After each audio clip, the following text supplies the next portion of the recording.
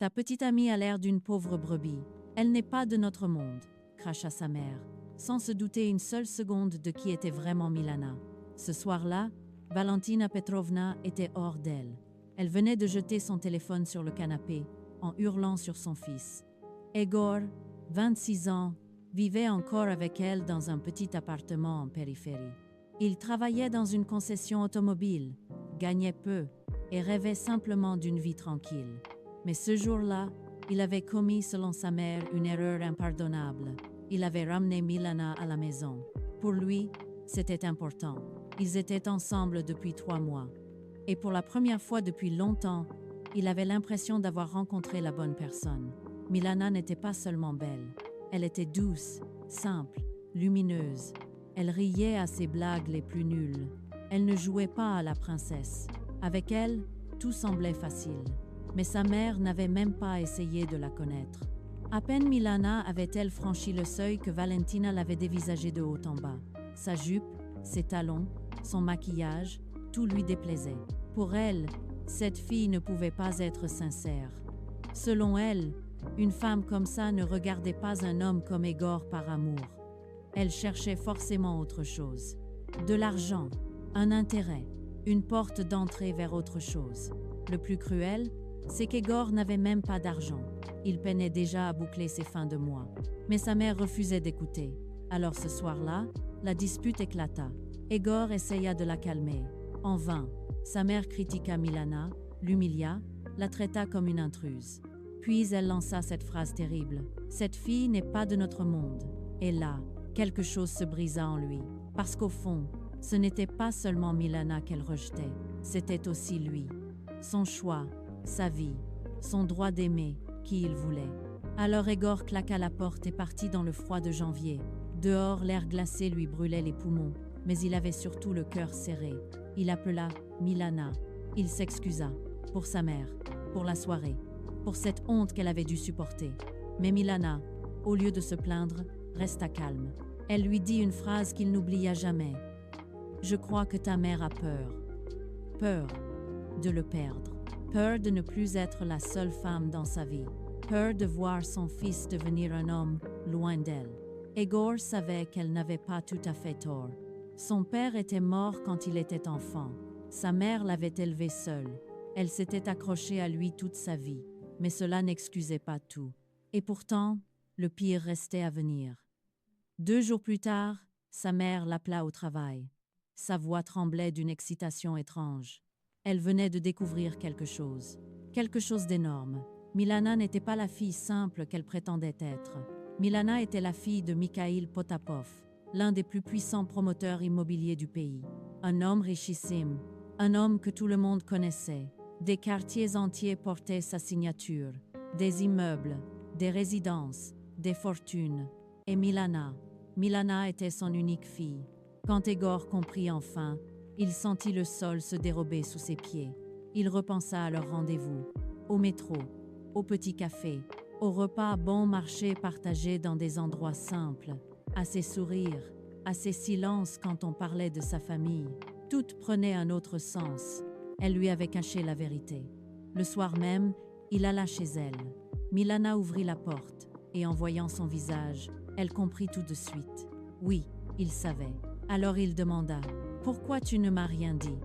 Et la réponse de Milana fut simple, douloureuse, humaine, parce que chaque fois que les gens apprenaient qui elle était, tout changeait. Soit ils la regardaient comme un compte bancaire sur pattes, soit ils se sentaient inférieurs, mal à l'aise, écrasés. Elle ne voulait pas qu'Egor tombe amoureux du nom Potapov. Elle voulait qu'il tombe amoureux d'elle, juste d'elle. Elle lui raconta alors la vérité. Son père contrôlait tout, ses études, ses fréquentations, ses choix. Les hommes qui l'approchaient étaient soit attirés par l'argent, soit soigneusement validés par sa famille. Elle étouffait. Alors, elle était partie. Elle avait loué un appartement modeste, trouvé un travail par elle-même, refusé de vivre grâce à la fortune de son père. Elle voulait respirer. Elle voulait exister sans son nom. Mais pour Egor, c'était trop à encaisser d'un coup.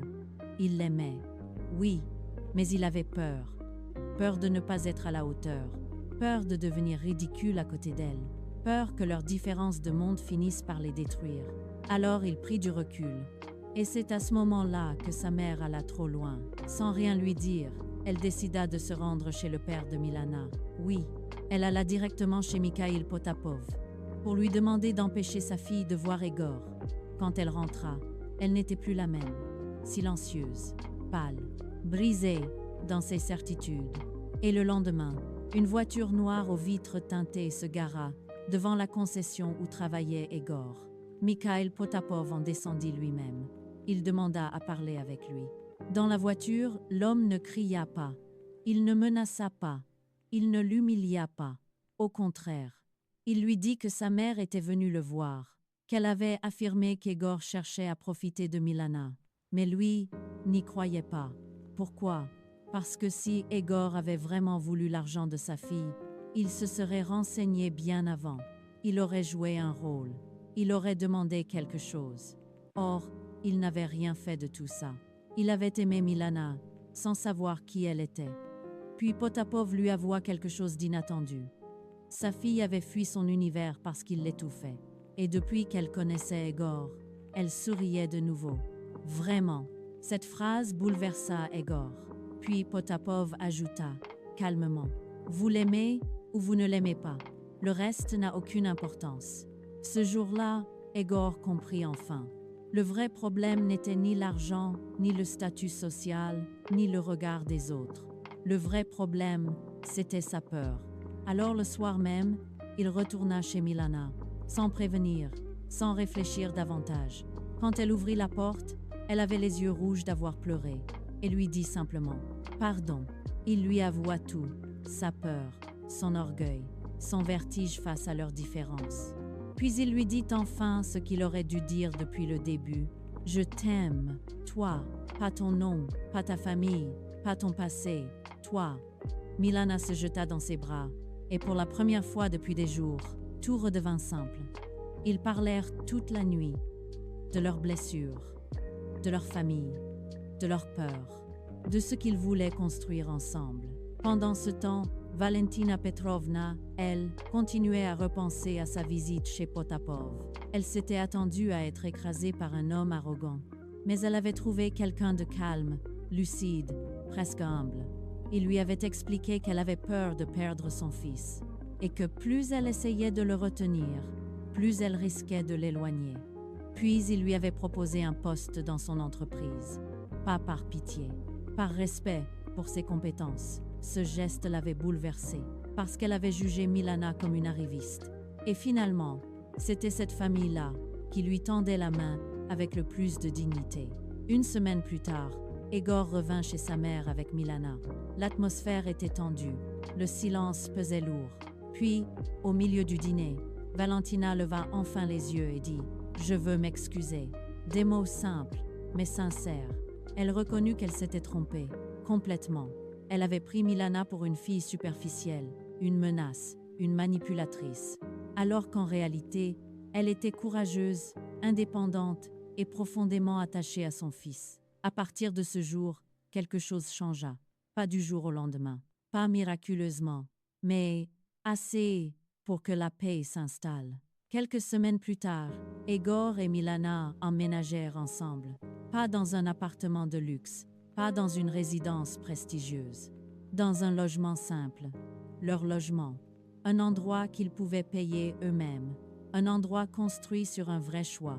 Et Valentina Petrovna vint parfois leur rendre visite avec un gâteau ou une tarte. Elle s'asseyait à leur table, buvait son thé et ne traita plus jamais Milana de pauvre brebis, parce qu'elle avait enfin compris une chose essentielle. Une brebis, c'est celle qui suit le troupeau, celle qui vit selon le regard des autres, celle qui n'ose jamais sortir du rang. Mais Milana, elle, avait quitté le confort, l'argent et le contrôle pour choisir sa propre vie. Et ça, ce n'était pas de la faiblesse, c'était du courage.